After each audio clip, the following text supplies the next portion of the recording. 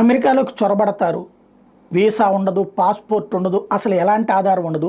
విదేశాల నుండి వస్తారు. వచ్చినటువంటి వాళ్ళందరూ పోలీసులు అక్కడ పట్టుకుంటారు. లేదంటే కనుక అక్కడ సైన్యం పట్టుకుంటుంది, లేదా బార్డర్ సెక్యూరిటీ ఫోర్స్ పట్టుకుంటుంది. పట్టుకోగానే వాళ్ళు మేము శరణార్థులు అంటారు.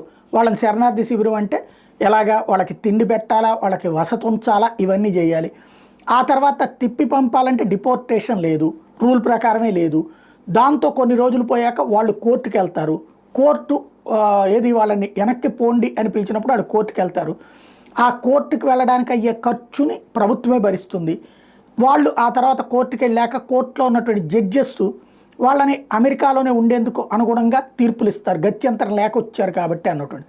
ఇది ఒక పెద్ద కుంభకోణం లాగా సాగింది, ఒక మాఫియా లాగా సాగింది అమెరికాలో. ఇప్పుడు దాని మీద సీరియస్ దృష్టి సారించాడు ట్రంప్.